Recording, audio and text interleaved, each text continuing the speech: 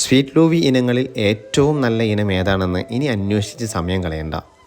ഉമ്മർ ലൂവി, തായ് ലൂവി എന്ന പേരിലെല്ലാം അറിയപ്പെടുന്ന ഈ വലിയ സൈസുള്ള സ്വീറ്റ് ലൂവി തന്നെയാണ്.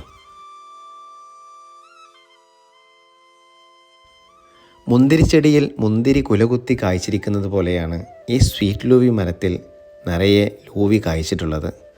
വെറും 4-5 അടി മാത്രം ഉയരമുള്ള ഈ മരത്തിൽ നിറയെ പൂക്കളും കായ്കളുമാണുള്ളത്.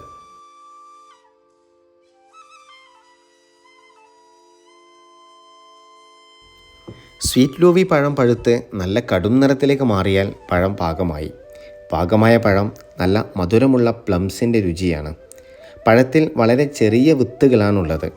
കഴിക്കാൻ വളരെ സ്വാദിഷ്ടമായ ഈ സ്വീറ്റ് ലൂവി നിർബന്ധമായും നമ്മുടെ പഴച്ചെടികളുടെ കൂട്ടത്തിൽ ഉണ്ടായിരിക്കണം.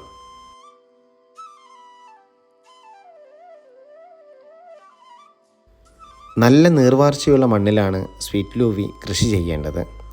ഗ്രാഫ്റ്റ് ചെയ്ത തൈകൾ 1 വർഷത്തിനുള്ളിൽ തന്നെ കായ്ഫലം നൽകും. ഗ്രാഫ്റ്റ് ചെയ്ത തൈകൾ പ്രൂൺ ചെയ്ത് ചെറിയ മരങ്ങളായി ചട്ടിയിലും ഡ്രമ്മിലും വരെ വളർത്താൻ സാധിക്കും.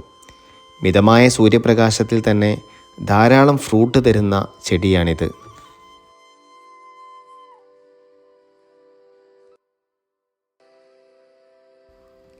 സ്വീറ്റ് ലൂവി ഇനങ്ങൾ ഇന്ന് നഴ്സറികളിൽ ധാരാളമുണ്ടെങ്കിലും നല്ല കായ്പിടുത്തമുള്ള വലിയ ഫ്രൂട്ടുണ്ടാകുന്ന ഈ ഉമ്മർ ലൂവി അല്ലെങ്കിൽ തായ് ലൂവി എന്ന ഈ ഇനം തന്നെ കൃഷി ചെയ്യാൻ തിരഞ്ഞെടുക്കണം.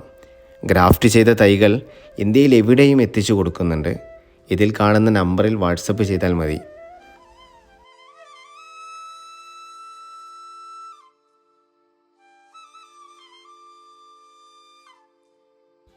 അപ്പോൾ പുതിയ പഴച്ചെടികളുടെ വിശേഷങ്ങളുമായി വീണ്ടും കാണുന്നത് വരെ ബൈ ബൈ.